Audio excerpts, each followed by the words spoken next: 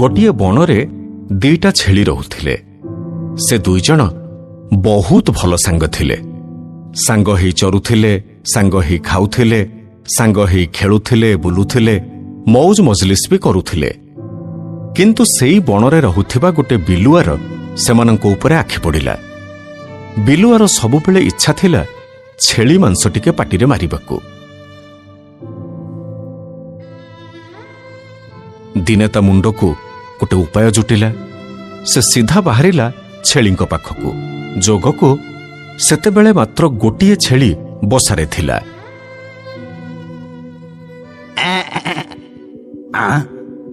ବିଲୁଆ କଣ ଇଆଡେ ଆସୁଛି? ଡରିବାର କଣ ଅଛି? ସେ କଣ ମତେ ପାରିବ? ମୁନିଆ ମୁନିଆ ସିଂହରେ ତା ପେଟକୁ ଫୁଟେଇ ଦେବିନି। ମୈତ୍ରେ, କଣ ଖବର? ଭଲ ଅଛ ତ? ମୈତ୍ର? କିଏ କାର ମୈତ୍ର? କାଇଁ, ମୁଁ କଣ ତମ ମୈତ୍ର ହେଇପାରିବିନି? ମୋର ଦୁନିଆରେ ଗୋଟାଏ ମୈତ୍ର, ସିଏ ହଉଛି ମୋ ଜାତିର। ମୁଁ ତା ବିପଦରେ ଠିଆ ହୁଏ, ସେ ବି ମୋ ବିପଦରେ ଠିଆ ହୁଏ। ହଁ ହଁ ହଁ, ମୁଁ ଜାଣିଛି କିଏ କାହା ବିପଦରେ ଠିଆ ହୁଏ। ତମେ ତା ବିପଦରେ ଠିଆ ହଉଥିବ, ସେ କିନ୍ତୁ ତମ ବିପଦରେ ଠିଆ ହବନି। ଆରେ ଯାଅ ଯାଅ, ସେ କଥା ଆଉ କାହାକୁ କହିବ, ମୁଁ ସେ କଥା ଶୁଣିବିନି। ହଉ ନ ଶୁଣ, କିଏ କହୁଛି ଶୁଣିବାକୁ ତମକୁ? କିନ୍ତୁ ମୋ ସୁନା ଭାଇଲୋ, ନଣ୍ଡା ପାହାଡ ଉପରୁ ତଳକୁ ପଡି ମଲା ବେଳେ ମୋ କଥା ନିଶ୍ଚୟ ମନେ ପକେଇବୁ। ମାନେ ପାହାଡ ଉପରୁ ପଡି? ହଁ, ପାହାଡ ଉପରୁ ପଡି। ତୁ ଯଦି ତାକୁ ନ କହିବୁ ବୋଲି କଥା ଦେବୁ, ମୁଁ ତତେ ସବୁ କଥା ଖୋଲିକି କହିବି। କୁହ କୁହ କୁହ, କଥା କଣ ମତେ ଟିକେ କୁହ। ତୁ ତାକୁ କହିବୁନି ତ? ନା, କେବେ ବି ନୁହଁ। ମୁଁ ତୋ କଥା କେମିତି ପରତେ ଯିବି? ତମ ରାଣ ଖାଉଛି, ମୁଁ ଜମା ପଚାରିବିନି ତାକୁ। ଶୁଣ ତାହେଲେ, ତୁ ତ ଜାଣିଛୁ ଯେ ସିଂହ ରାଜା ତତେ କେତେ ଭଲ ପାଆନ୍ତି। ଗଲା ମକରରେ ତମେ ଦି ଜଣ ସାଙ୍ଗ ହେଇ ଯୋଉ ନାଚିଥିଲ ନା, ସିଂହ ରାଜା ତ ନାଚକୁ ଭାରି ପସନ୍ଦ କରିଥିଲେ। ସତରେ? ହଁ ପରା, ଏ ସନ ମକରତେ ପାଖାପାଖି।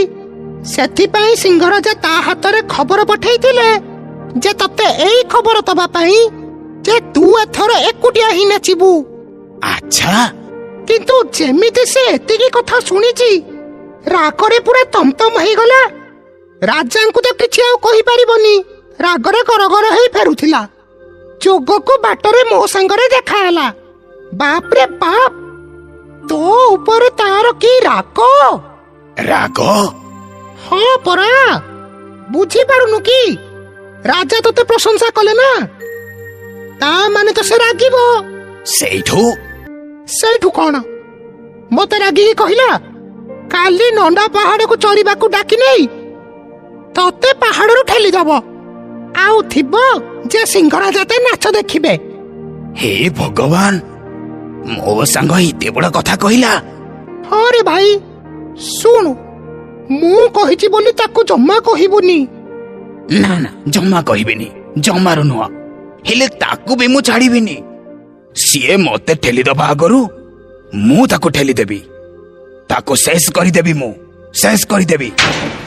ଦେଖ ଭାଇ, ମୋର ଏଥିରେ କିଛି ଲାଭ ନାହିଁ। ସମସ୍ତେ ଭଲରେ ରହିଲେ ମୋର ଭଲ। ତୋ ନାଁରେ ଏତେ ବଡ କଥା ଶୁଣିଲି ତ ରହିପାରିଲିନି, ତୋ ପାଖକୁ ଦୌଡ଼ି ପଳେଇ ଆସିଲି। ମୁଁ ଯାଏ, ମତେ ପୁଣି ମୋ ଗୁମ୍ଫାରେ ପହଞ୍ଚିବାକୁ ହବ। ଆସୁଛି, ଭଲରେ ଥିବୁ। ହଁ ହଁ ହଁ, ତମେ ଯାଅ। ଏତିକି କଥା କହି ବିଲୁଆ ଯାଇ ପହଞ୍ଚିଲା ଚାରି ଛକରେ। ସେଇଠି ଛକିକି ରହିଲା। ଯଦି ଆର ଛେଳିଟା ଖସିଯାଏ, ତା ଯୋଜନା ତ ଫସର ଫାଟିଯିବ। କିଛି ସମୟ ପରେ ଆର ଛେଳି ବି ଆସିଲା। ବାଟରେ ଜଗି ବସିଥିବା ବିଲୁଆ ତା ପାଖକୁ ଗଲା, ଆଉ ତାକୁ ବି ସେଇ ସମାନ କଥା କହିଲା ଯାହା ସେ ପ୍ରଥମ ଛେଳିକୁ କହିଥିଲା। ଦ୍ୱିତୀୟ ଛେଳି ବି ରାଗିଗଲା। ତା ସାଙ୍ଗ ହେଇ ପ୍ରଥମ ଛେଳି ତା ନାଁରେ ଏତେ ବଡ଼ କଥା କହିଥିବାରୁ ତାକୁ ବହୁତ ବାଧିଲା। ବିଲୁଆ କିନ୍ତୁ ବୁଝିଲା ଯେ ତା ଯୋଜନା ଏକଦମ ଠିକ୍। ସେ ଯାହା ଭାବିଥିଲା ସେଇଆ ହେଲା। ଏ ଛେଳିକୁ ବି କହିଲା ଆର ଛେଳିକୁ କିଛି ନ କହିବା ପାଇଁ। ଘରକୁ ଫେରିବା ପରେ ପ୍ରଥମ ଛେଳିଟି ଦ୍ୱିତୀୟ ଛେଳିକୁ ଛଳନା କରି କଥା କହିଲା। ମୈତ୍ରେ, କାମ ସାରି ଫେରିଲ? ହଁ, ଆଜି ବହୁ ଦୂରକୁ ଯାଇଥିଲି, ଟିକେ ଡେରି ହେଇଗଲା।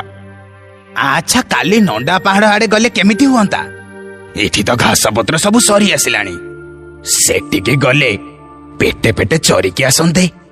ତା ମାନେ ବିଲୁଆ ଭାଇ ଯାହା କହିଥିଲା ସବୁ ଠିକ କଥା। ମୈତ୍ରେ, କଣ ଆଉ ଭାବୁଛ? ଠିକ କହିଛ ମୈତ୍ର, ରାତି ପାହୁ ଆମେ ଯିବା। ରାତି ପାହି ସକାଳ ହେଲା। ଦୁଇ ମିତ୍ର ସାଙ୍ଗ ହେଇ ଚାଲିଲେ ନଣ୍ଡା ପାହାଡ ଉପରକୁ। ଆଗରୁ କିନ୍ତୁ ବିଲୁଆ ଯାଇ ସେଠି ବୁଦା ଉହାଡରେ ଲୁଚି ରହିଥାଏ। ଦୁଇ ମିତ୍ର ପହଞ୍ଚିଲେ ନଣ୍ଡା ପାହାଡ ଉପରେ। ଦୁହିଁଙ୍କର ତ ପରସ୍ପର ଉପରେ ଥାଏ ବହୁତ ରାଗ।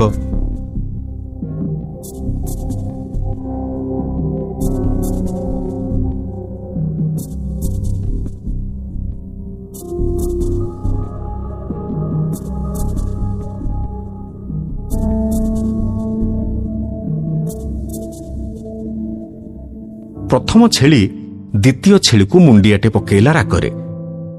ଦ୍ୱିତୀୟ ଛେଳି ବି ଛାଡ଼ିଲାନି, ସେ ବି ମାରିଲା।